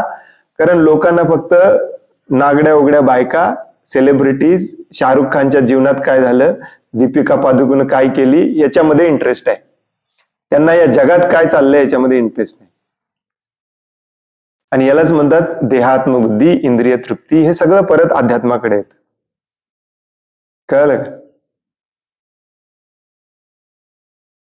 अक्षरशः तुम्हाला पटणार नाही, मी आज बघितलेली डॉक्युमेंटरी अशी डोळे उघडणारी होती. सरळ सरळ ते मोठे लोक चर्चा करतात की लोकांना कंट्रोल कसं करायचं, ह्याचं प्लॅनिंग. आणि हा कोविड जो आहे, करोना, ही त्याचीच एक टेस्ट होती ऍक्च्युली. या लोकांनी प्लॅन केलेली ही टेस्ट होती त्याची. त्याला कसं रिॲक्शन कसं आहे ते बघायचं होतं. हे सगळं प्लॅन्ड असतंय. कोणी प्लॅन करतंय? आसुरी लोक प्लॅन करतात. पर्यावरण बदलतंय कुणामुळे? आसुरी प्रवृत्तीच्या लोकांच्यामुळे. आणि हेच आसुरी प्रवृत्तीचे लोक तुम्हाला शिक्षण देतात. त्या शिक्षणाद्वारे तुम्हाला सांगितलं जातं शेती करू नका, या आमच्या फॅक्टरीत काम करा, तुम्हाला एवढे पैसे देतो. त्यामुळे संपूर्ण ओव्हरऑल सगळीकडून कीड लागलेली आहे. एक कारण नाहीये ह्याला, जसं तुम्ही म्हणला तसं एक कारण नाहीये ह्याला. सगळीकडून कीड लागलेली आहे. आणि ह्या किडीलाच देहात्मबुद्धीचा किडा म्हणतात याला. भौतिक आसक्ती. आणि आपल्या भक्तांचं प्रथम कर्तव्य आहे याच्यातून बाहेर पडणे. म्हणून प्रभुपादांची खूप मोठी आशा आहे आपण लोकांनी हे करावं. कारण कर्मी लोक 100% हे करणार नाहीत. लिहून ठेवा. केलं तर भक्तच करणार. कर्मी लोक गायींची सेवा अजिबात करणार नाहीत. त्यांच्यासाठी गाय ही खाण्याची वस्तू आहे. केलं तर भक्तांनीच गायीला सांभाळलं पाहिजे. परंतु आपल्या भक्तांना इंटरेस्ट नाही. आपल्या प्रत्येक भक्ताला वाटतं नाही, मी माझी नोकरी करतो, मी गोसेवा म्हणून पैसे देईन, खरं गाय बी सांभाळायचं मला सांगू नका. हा आपला प्रॉब्लेम आहे. हे शास्त्रात पण लिहिलेलं आहे, ज्या दिवशी गाय संपली त्या दिवशी संपूर्ण पृथ्वीवर अन्नाचा एक दाणा मिळणार नाही. हे शास्त्रात सांगितलेलं आहे. आणि ते काय एकदम आज होतं आणि उद्या होणार नाही असं होणार नाही. त्याची झलक आतापासून सुरू झालेली आहे. अंधाधुंदपणे आपण गायींना मारतो, अंधाधुंदपणे आपण गायींवरती अत्याचार करतो. तसं हळूहळू तुम्हाला उडीद डाळ 500 रुपये किलो मिळणार, तूर डाळ 1000 रुपये किलो मिळणार. हे हळूहळू लक्षणं दिसत जाणार. मग भांडाभांडी होणार, मिळणारच नाही. वर्षातले 2च महिने मिळणार, ते पण एकाच दुकानात मिळणार. हे काय एकदम होणार नाही, हे हळूहळू हळूहळू होणार आहे. त्याची लक्षणं ऑलरेडी भागवतम मध्ये हे सगळं अगदी म्हणजे तुम्ही चित्र काढू शकाल असं लिहून ठेवलेलं आहे. याच्यात आश्चर्याची पण काही गोष्ट नाही.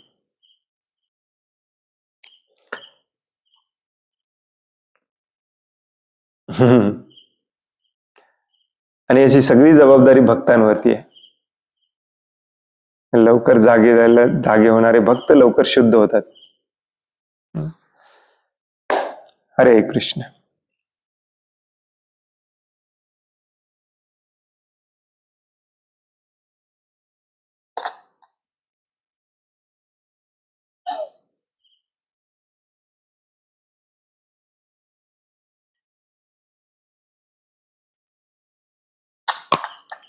हरे कृष्णा प्रभुजी, दंडवत प्रणाम. हरे कृष्णा, दंडवत प्रणाम. प्रभुजी, भौतिक जीवनामध्ये यशस्वी व्यक्तीची ओळख त्याच्याकडे खूप पैसा, प्रतिष्ठा, सत्ता, पावर अशी असते. आणि आपल्या आंदोलनामध्ये प्रभुपादांच्या काही लोक असाच निकष लावतात की जसे तिथं अनुयायी खूप आहेत, खूप सोफिस्टिक पद्धतीने केलेले अरेंजमेंट, आणि एखादे प्रामाणिक प्रभुपादांचे आंदोलनाचा प्रचार करण्याचा प्रयत्न करतात. तिथं जर संख्या कमी आहे परंतु प्रामाणिकपणा आहे. आणि प्रभुपाद पण म्हणतात की मला लाखो ताऱ्यांची गरज नाही, एक चंद्र पुरेसा आहे. तर याच्याविषयी थोडस सांगा प्रभू. हरे कृष्ण. प्रभुपाद कशाला म्हणायला पाहिजे? भगवान श्रीकृष्ण म्हणतात 10व्या अध्यायामध्ये, होय नाही, मनुष्याणाम सहस्रेषु कश्चित यदति सिद्धये यततामपि सिद्धानाम, हो की नाही. यस, आपल्याला प्रत्येक जीवापर्यंत हे ज्ञान पोचवायचं आहे. प्रत्येक जीवाला खडखडून जाग करायचं आहे. हेच भगवंतांची सेवा आहे. परंतु याच्यासाठी कॉम्प्रोमाइज केला तर मग तुम्हीच जागे होणार नाही. हे बऱ्याच लोकांच्या लक्षात येत नाही.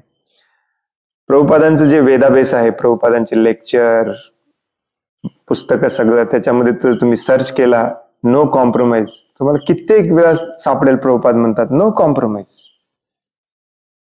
कॉम्प्रोमाइज केला की तुम्ही संपला.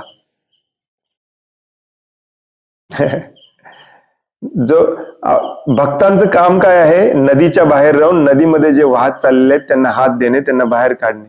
कॉम्प्रोमाइज करणे म्हणजे आपण पण एक नदीत पाय ठेवणे. नदीचा प्रवाह कधी तुम्हाला ओढून घेईल सांगता येत नाही.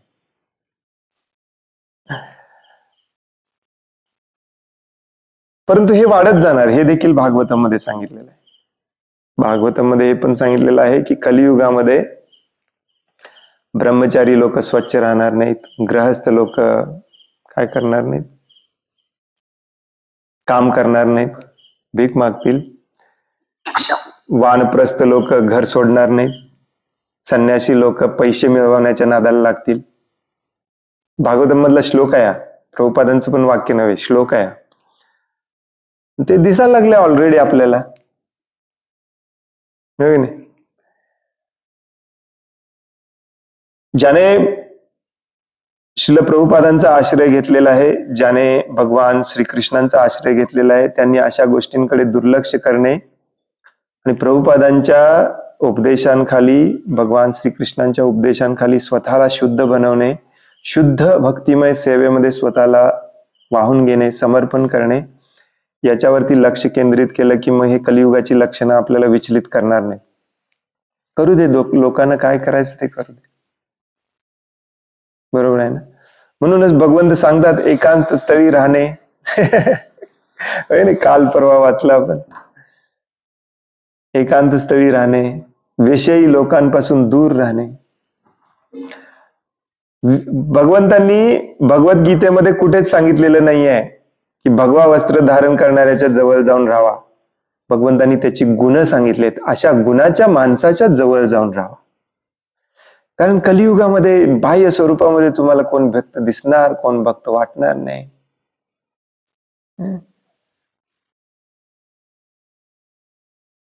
त्यामुळे गुण बघायला आपण शिकले पाहिजे. प्रभुपादांचं एक फेमस वाक्य आहे, साधू हा बघायचा नसतो, साधू संघ हा बघायचा नसतो, साधू हा ऐकायचा असतो. साधू संघ हा ऐकायचा असतो, कानाने बघायचा असतो, डोळ्याने नाही. डोळ्याने खूप सुंदर दिसेल, लाखो करोडो रुपये खर्च करू आपण जन्माष्टमीसाठी, उपयोग काय? तर तुम्ही म्हणाल प्रभूजी तुम्ही जरा जास्तच बोलताय. नाही, खरी परिस्थिती आहे ही. मी जेव्हा अमेरिकेतून आलो तेव्हा आमच्या शेजारच्याच गावामध्ये खूप मोठ्याने जन्माष्टमी केली जात होती. आम्ही पण त्याच्यामध्ये 2-3 वर्ष भाग घेतला. मग 2-3 वर्षानंतर माझ्या लक्षात आलं की ह्या फक्तच दिखावा आहे. त्यांच्या सत्संगाला 4 माणसं पण येत नाहीत सिरियसली, परंतु जन्माष्टमीला 7,000, 8,000 लोक, 4,000, 5,000 लोक. त्यातला एकही भक्त होत नाही. भक्ताला त्यातल्या एकाही माणसाला भक्तीत कन्वर्ट करावं म्हणून त्या जन्माष्टमीच्या दिवशी काही कुठला प्रोग्राम केला जात नाही. त्या भक्तांना शुद्ध भक्तीत आणण्यासाठी काही केलं जात नाही. कारण आपणच शुद्ध नाही, आपल्याला शुद्ध व्हायचं नाही, आपण दुसऱ्यासाठी काय प्रयत्न करणार. मंदिरामध्ये जे ब्रह्मचारी आहेत, जे भक्त आहेत, त्यांच्या भक्तिमय सेवेच्या शुद्धतेच्या मध्ये प्रगती व्हावी म्हणून काय प्रोग्राम आहेत का, हे आपण बघितलं पाहिजे. कारण लोकांना शुद्ध करणे हा या प्रभुपादांच्या चळवळीचा मेन उद्देश आहे. मोठाले मोठे सगळं करणे हा उद्देश नाही आहे. रूप गोस्वामी देखील सांगतात भक्तिरसामृत सिंधूमध्ये, जो विनाकारण अनुयायी गोळा करतो तो ढोंगी भक्त असतो, तो ढोंगी गुरु असतो, ढोंगी संन्यासी असतो. त्यामुळे आपण जास्त चिंता करायची नाही. आपलं हृदय शुद्ध करणे हा आपलं प्रथम कर्तव्य आहे, आणि मग त्या शुद्ध हृदयाने आपण प्रचार करणे हे आपलं दुसरं कर्तव्य आहे. बस. प्रभुपादांकडे बरेच त्यांचे शिष्य यायचे, प्रभुपाद तुम्ही सांगितलं आम्हाला इथे प्रचाराला जावा, कुणीच आलं नाही. प्रभुपाद म्हटले मग तुम्ही परत का आला? तिथे बसायचं, तिथल्या भिंतीला प्रवचन देऊन यायचं, खरं प्रचार करायचा, काही फरक पडत नाही. तिथले जीव मुंग्या, किडे मुंग्या ऐकतील आपल्याला.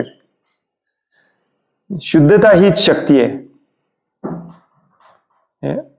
प्रभुपाद नेहमी म्हणायचे, प्युरिटी इज द फोर्स. शुद्धता नसेल तिथे काहीही होत नाही, काही होत नाही. जसं मगाशी मी म्हणालो की ऍक्च्युली आपल्या भक्तांच्या अंगावरती आता हे बर्डन आहे, हे ऍक्च्युली हे सगळं वाचवू शकत नाही आपण, हे रसातळालाच जाणार आहे. परंतु आपल्या पुढच्या पिढीला भक्तिमय सेवा करण्यासाठी शुद्ध वातावरण निर्माण करणे ही आपली जबाबदारी आहे. हेच आपलं भगवंतांच्या प्रती सेवा आहे. अलग लक्षात. तुम्हाला आश्चर्य वाटेल ऐकून, मी तुम्हाला एक उदाहरण सांगतो म्हणजे तुमच्या लक्षात येईल की किती आपण याच्याबद्दल सिरियस असलं पाहिजे. मी जेव्हा एका ठिकाणी जंगलामध्येच आमचा प्रोजेक्ट होता, तिथे मी मॅनेजर म्हणून होतो 1 वर्षभर. कोरोनाच्या मदतीने काय म्हणतात, भाग्य आमचं करोनामुळे महाराज पण तिथंच अडकलेले, आणि जन्माष्टमी खूप मोठ्याने साजरी करायची म्हणून मी सगळी तयारी करायला सुरुवात केली. जन्माष्टमीपर्यंत जरा लॉकडाऊन जरा कमी झालेलं, हे करायचं ते करायचं.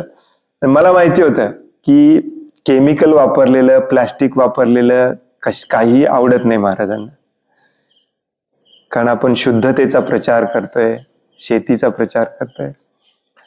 परंतु तरी कुठून काय एकाला सुचलं माहिती नाही, ते लाल निळे कागदाचे पताके असतात माहिती का, आपण पताके जोड लावतो, रेडीमेड मिळतात त्रिकोण त्रिकोण पताके, ते आणून लावले वरून असे. ते बघून देखील महाराज एवढे चिडले. ऍक्च्युली काही गरजच नाही, कारण निसर्गाने इतकं मस्त आपल्याला केळी दिलेत, आंब्याची पानं दिलेत, हजारो प्रकारची फुलं दिलेत, जन्माष्टमी पर्यंत सगळीकडे फुलं आलेले असतात. हा खरा डेकोरेशन असतं ऍक्च्युली जन्माष्टमीसाठी. आणि ते जेव्हा तुम्ही शुद्ध हृदयाने करता तेव्हा भगवंत त्याचा स्वीकार करतात. जेव्हा तिथे शुद्धताच नाहीये, भगवंत कशाला येतील? भगवंत कशाला स्वीकार करते? मोठ्याने सगळं ग्रँड मध्ये करायचं, परंतु एकही त्यातून शुद्ध भक्त निर्माण होत नसेल, शुद्ध भक्तीच्या मार्गाला जाण्यासाठी तिथे उपदेश नसेल, तर काय उपयोग आहे?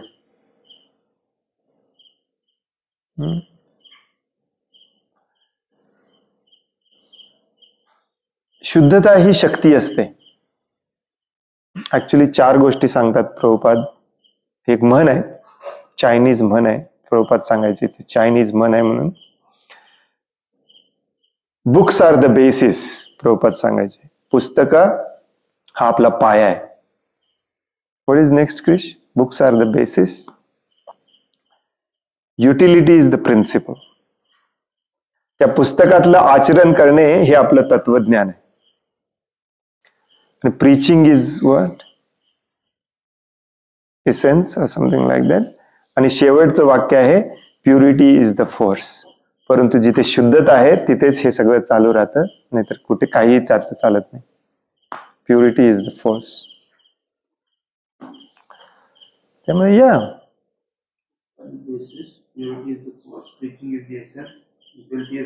Utility is the principal. त्यामुळे तुमच्यापैकी बऱ्याच जणांनी अशा प्रकारचा संघ सोडलेला असेल तरी घाबरू नका. भगवद्गीते भागवतम, श्रीमद भागवतम मध्ये एक श्लोक आहे. ऍक्च्युली त्या श्लोकामध्ये 10व्या का 11व्या स्कंदामध्ये उद्धवला सांगतात भगवंत, जिथे माझा शुद्ध भक्त आहे तिथे मी स्वतः उपस्थित आहे. तुमच्याकडे पैसे नसतील, यात्रेला जायला जमत नसेल, अजिबात घाबरू नका. तुम्हाला हे सगळं ढोंग वाटत असेल, जावंसं नको वाटत असेल, अजिबात घाबरू नका. शुद्धता टिकवून ठेवा. यस, संघ महत्वाचा असतो. हा संघ, शुद्ध संघ निर्माण करायचा प्रयत्न करा. कुठे मिळत नाही मग तुम्हीच निर्माण केलं पाहिजे. कारण चुकीच्या संघात राहून काय उपयोगाचं नाही. नाव वापरता निर्माण करा. मुळात सगळ्यात महत्वाची गोष्ट म्हणजे यस, प्रभुपादांनी सांगितलंय, एक व्यक्ती जरी कृष्ण भावनाभावित झाला तरी मी खुश आहे. आणि आपली प्रभुपादांच्या इतकी पण आपली पात्रता नाही आहे. त्यामुळे आपल्याला एकही व्यक्ती आपल्याकडून कृष्ण भावनाभावित झाला नाही तरी चालते. आपण जरी शुद्ध झालो तरी सगळं मिळवलं म्हणायचं. एकच इच्छा ठेवून आपण जगलं पाहिजे.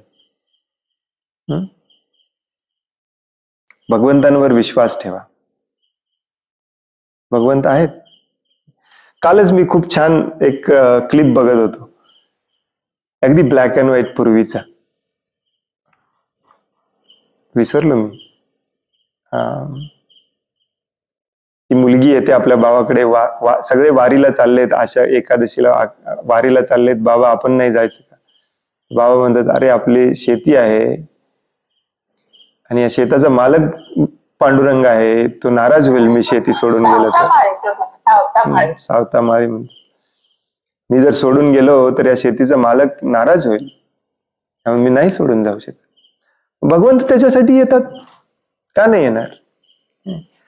डोक्यातून काढून टाका की आपल्याला खूप मोठा संघ पाहिजे, खूप मोठे उत्सव पाहिजेत, खूप मोठं हे पाहिजे. इथं भगवंत सांगतात एकांत तरी राहायला शिका, एकटं राहायला शिका. यस, प्रभुपादांनी सांगितलेलं आहे की एकत्रित या, मोठे उत्सव करा, गावागावामध्ये कोपऱ्या कोपऱ्यापर्यंत भगवद्गीतेचा प्रचार करा, परंतु तो सिन्सिअरली करा, प्रामाणिकपणे करा, शुद्धतेने करा. मगच प्रभुपाद प्रसन्न होतील आणि भगवंत पण प्रसन्न होतील.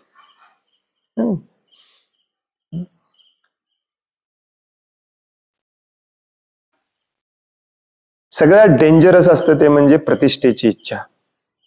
त्याच्यापासून सावध राहा, म्हणजे तुम्ही आपोआप शुद्ध राहता. हरे कृष्ण.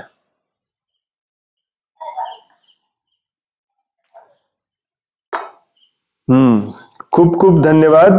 थांबूया, आज आपण 8:40 झालेत. कोणाला काही प्रश्न असेल तर उद्यासाठी ठेवा.